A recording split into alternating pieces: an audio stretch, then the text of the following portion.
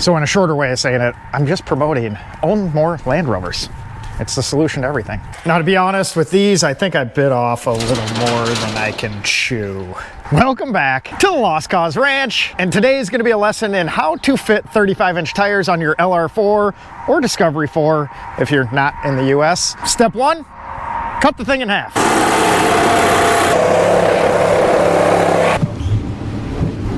The rest of it we'll take a look at today, but these tiny 32-inch tires that were on there before won't be on there again.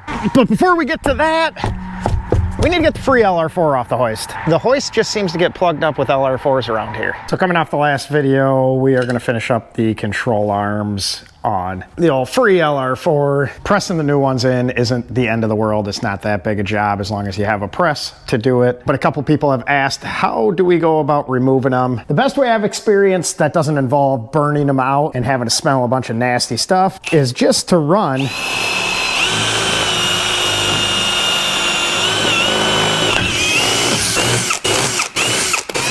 a drill bit down a couple times. And the older and more worn out the bushings are, the harder the rubber is. The easier this is to do, you don't have to pop as many holes in. Then you just pound the center out and you end up with that, and you're left with that. Then the next step is Sawzall, and we're just gonna slice into the bushing shell. So this takes a little bit of care. We just want to get almost all the way through this metal shell around the outside, but not into the control arm itself. But just in case we do touch it at all, I like to cut towards where this ear mounts onto the arm. So that way, if anything's compromised at all, it's on the inside of this. If you did it out here, it would be much more likely to split. And if you get too wonky into there, just make sure you run a weld back down, clean it all up, because you kind of defeat the purpose of saving yourself some money if you cause yourself an accident. Then once we score it, we can come in with a chisel.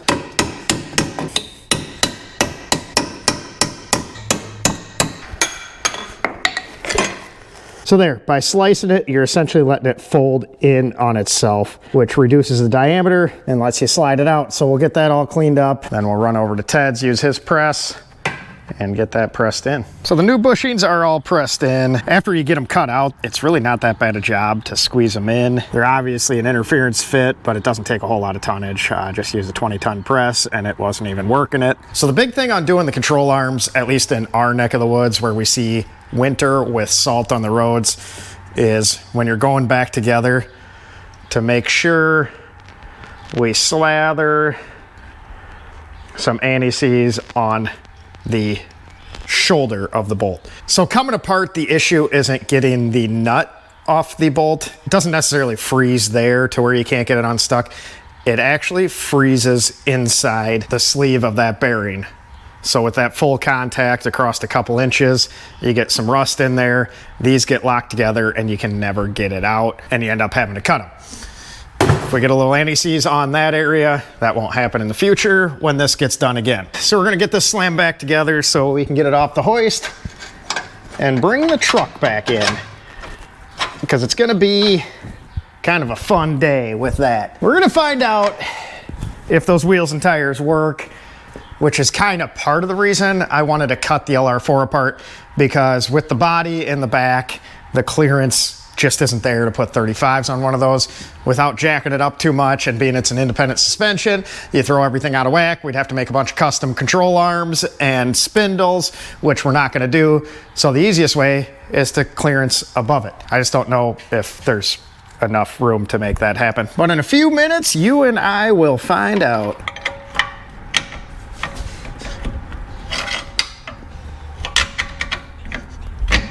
We're just gonna cinch all these bolts up. We're not gonna tighten it until we lower it down so it's at ride height. That way the control arms are sitting where they're actually gonna ride, and the bushings are clocked at its operation point. If you tighten them down with everything sagged, you're gonna put some additional stress and twist on that bushing, kind of like a preload, which it doesn't need, and they'll fail faster. So suspension stuff is usually best off torqued down, sitting on the ground.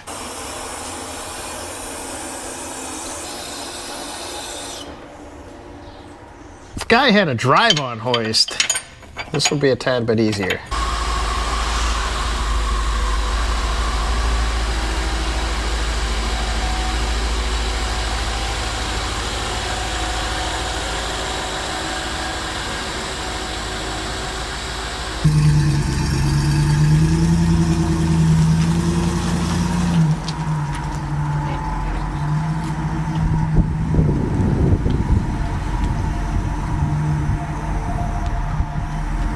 And now that we have the six-wheeler back in action, it is time to use it. If you didn't catch it last video, we went ahead and picked up some 35s of the 18-inch variety.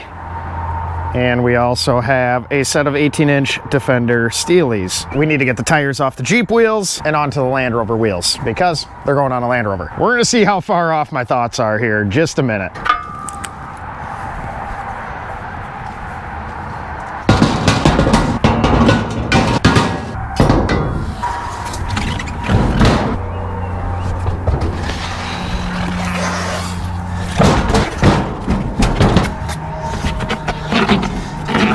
I'm out of shape.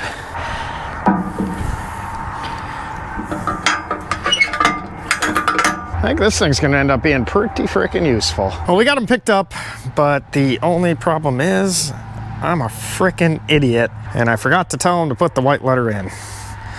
Although I guess it fits the hillbilly truck mode. No, I'm just messing around. I'm not a fan of white letter stuff. Although these are just for mock-up at this point because I don't know that white is the correct color to put on this thing anyways. I mean, unless we change the color. That seems like a lot of work. Silver would be the smartest decision, but I lack making the smartest decision quite often, so who knows?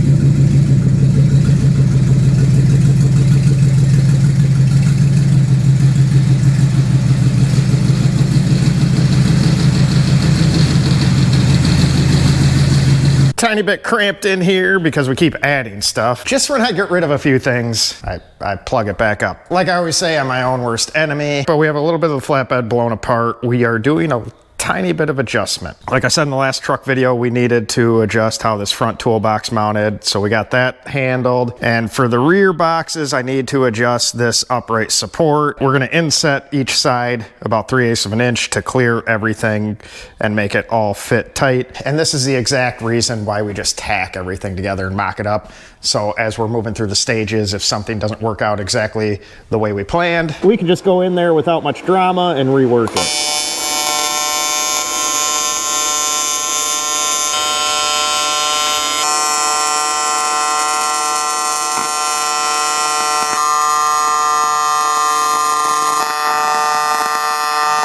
So we're just gonna get this rear support all squared up. We're moving it in 3/8 of an inch, just so we clear the toolbox. We're gonna have a couple implications by doing this, but we'll be able to work all through it. So these are the factory rubber body mounts.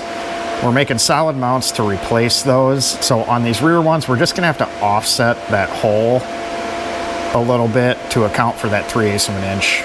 It's easy to do, but we just need to get everything locked down before we know exactly where that goes. But essentially what happened here is I made the box a tiny too deep with this little bow tie angle at the rear. It was kind of difficult to get it measured up exactly perfect. So I kind of figured that might happen, and we ended up 3/8 of an inch too far out. And for looks and protection, we want this to be flush with the side of that. Not the end of the world to fix, but it needs to be fixed.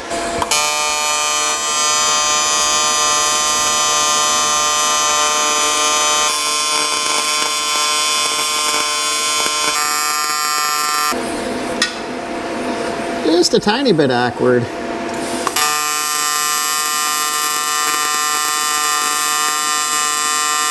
All right, so we'll get this side all hung back in there.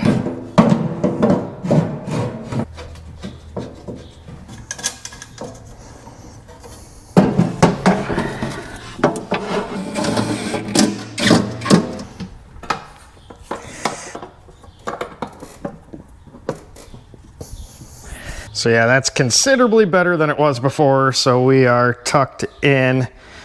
And once we get our front hanger placed in here, we'll be able to suck that and keep that steady. But I'm happy with that. So being we got the measurements figured out on this side, we can get the opposite side front box hung. We just need to drill a couple holes. We have that hanger plate mounted.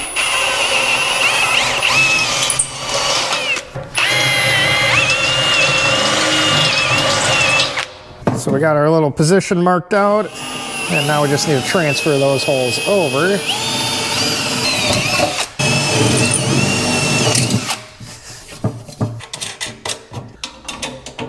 I think we have both sides where I want them now. This rear box is sitting in a much better spot. Now I just need to back it up so I can get it on the hoist and we can attempt to flop some way too big tires on it. I'm less confident than I was before on the fitment.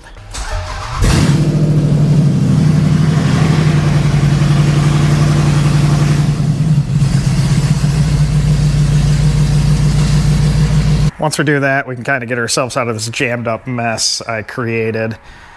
Turns out those are big and they take up a lot of room.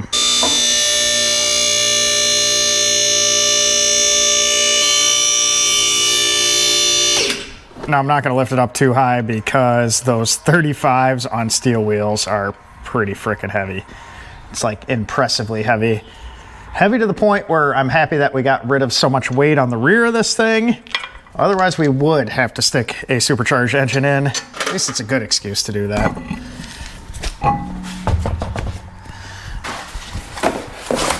Now, to be honest, with these, I think I bit off a little more than I can chew. They're quite frickin' large. Bump the hoist up a little bit.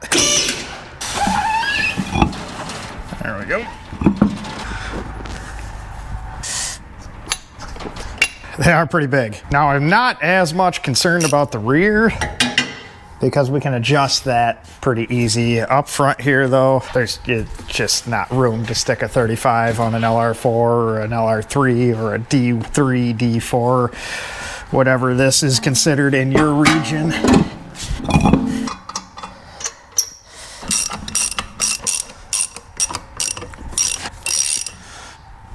Now we're not gonna let it all the way down because we're gonna have to trick the suspension once again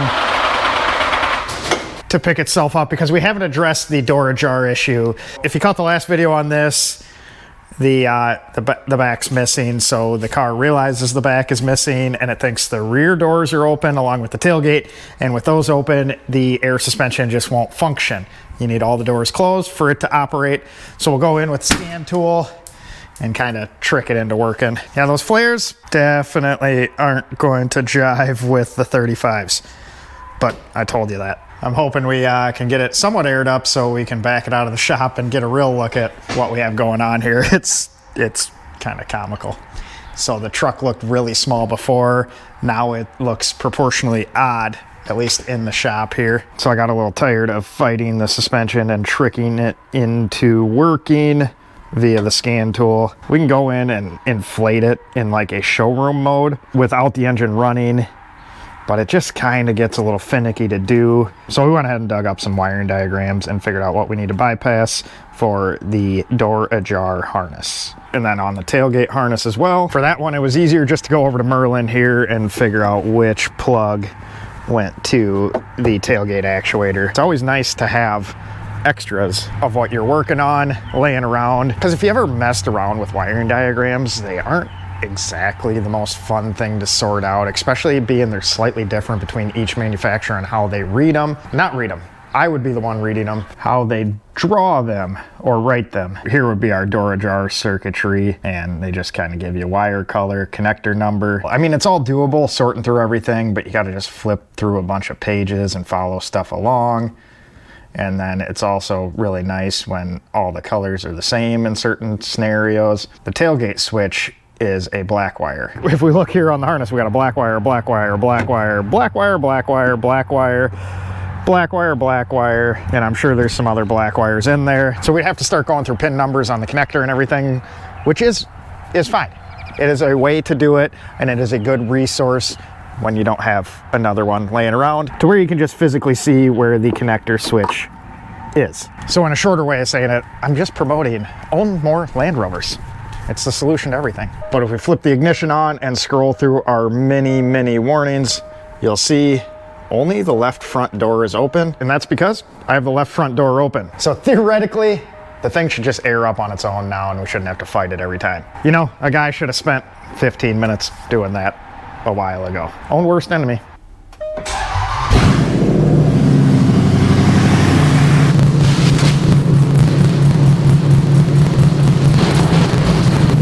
Much better. All right, let's get this thing outside.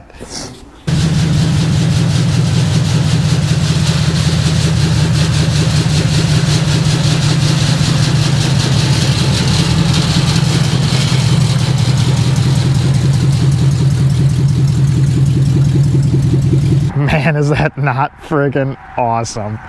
You know what else is awesome? The second I pulled it out, it starts raining. But right there is exactly how you fit 35s on a LR4.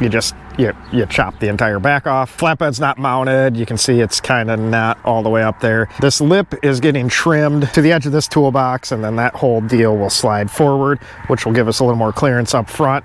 Although not as much as I was planning on, but I think once everything's mounted and this toolbox is pulled tight up against that, which will angle that a little more, everything should sit nicely. The rear box, we got miles of room. We don't have to worry about that. You kind of see that this gap grows. So as we pull that, it'll increase our angle. If we stuff this thing full squat, it just may touch that box, but I don't think it's gonna hit it hard. I'm okay with a little bit of rubbing. It's a nice smooth surface. It's not gonna grab. And if we destroy it, we just build it again. Up front here is a much different story. You can see it eats up pretty much all of the fender or wheel well opening. Like I mentioned many times, we planned on that. And let's go over to the other side here and rip this one off. Pop this guy out of the front.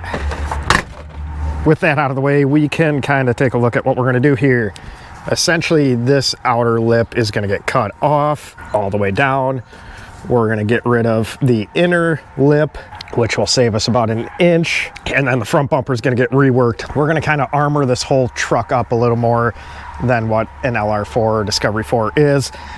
We don't want the plastic bumpers to get destroyed if we run into something.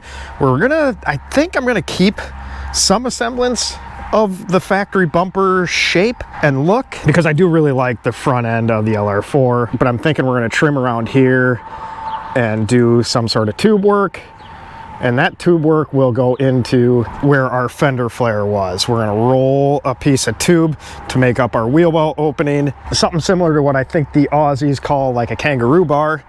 We'll call it a deer bar. We don't have kangaroos around here.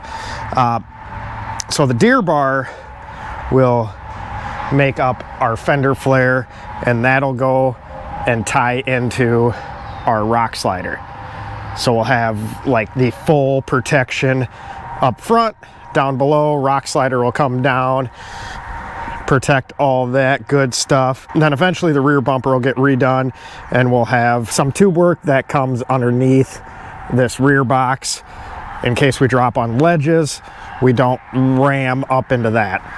So that tube will come somewhere in this vicinity and tie into our frame rail. Essentially what we're doing is just making sure everything's encapsulated as much as we can. But man, I love it when a plan comes together. This thing is just looking so good. Realistically, I think it probably needs to end up on 34s instead of 35-inch tires. They're just slightly too big. So maybe we'll talk to a couple tire companies and see if we can sort something out. I think 34s is probably the ticket.